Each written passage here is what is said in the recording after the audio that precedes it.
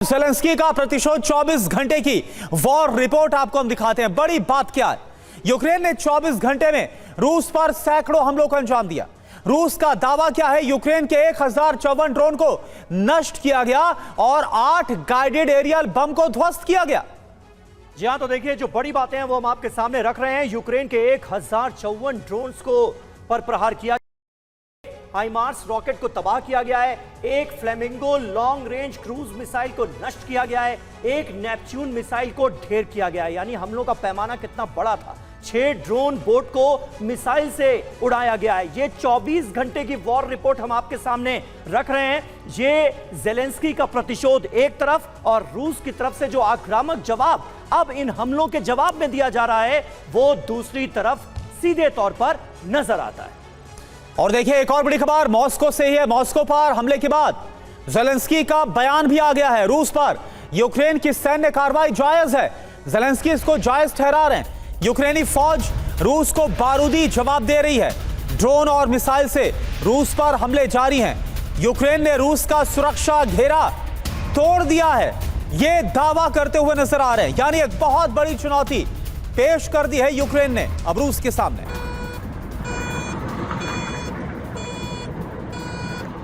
और देखिए ऐसा लग रहा है कि यूक्रेन रुकने का नाम नहीं ले रहा है। यूक्रेन का रूस पर फिर ड्रोन अटैक, क्रीमिया पर यूक्रेनी फौज का हमला हुआ है।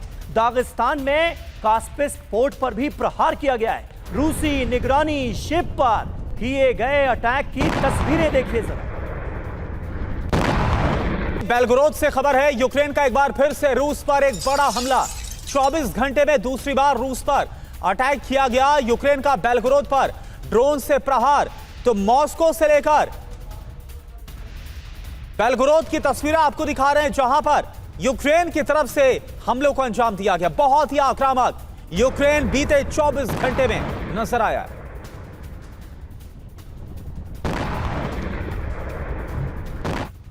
और यूक्रेन ने रूसी नेवी को भी टारगेट किया है। यह खबर आ रही है फ्लोटिला में नेवी पर ड्रोन हमला हुआ। रूसी एयर डिफेंस ने हालांकि इस हमले को नाकाम कर दिया है।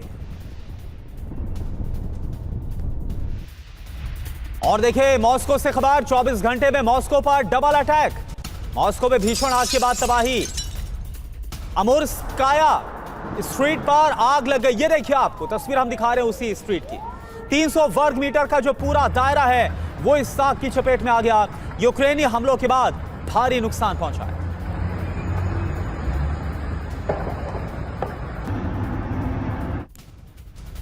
और मॉस्को से एक ताजा तस्वीर हमारे पास आई है, वो अब हम आपको दिखाने जा रहे हैं। मॉस्को में भीषण आग का ये वीडियो है।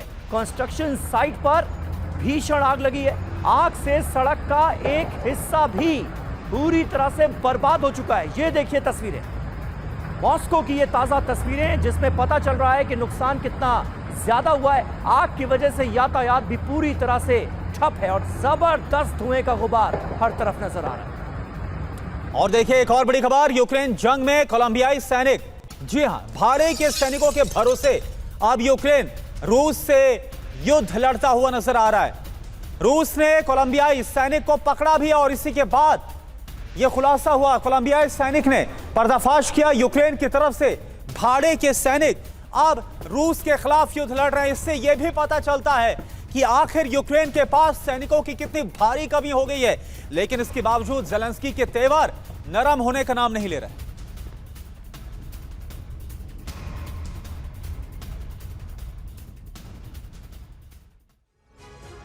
तो रूस से भाड़े की जंग लड़ी जा रही है। खबर क्या है, वॉर फ्रंट पर कोलंबियाई सैनिक गिरफ्तार किया गया।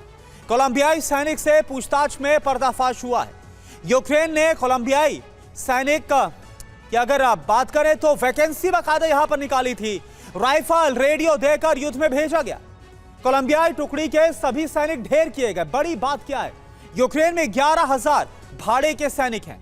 अभी तक 7,000 कोलंबियाई सैनिक यहां पर अगर बात की जाए तो मौजूद है, जो कि रूस के खिलाफ युद्ध लड़ते हुए नजर आ रहे। ओपी तिवारी सर, ये जो खबर सामने आई है, कोलंबियाई सैनिक यानी कि जो भाड़े के जो सैनिक हैं, इसको इनका जो इस्तेमाल किया जा रहा है और इनके सहारे युद्ध लड़ा जा रहा है, बड़ी बात तो ये, इस पर मैं आपसे बात करूंगा। लेकिन जो भाड़े के सैनिक हैं जेलेंस्की का प्लान क्या है ये आप समझ लीजिए पहले।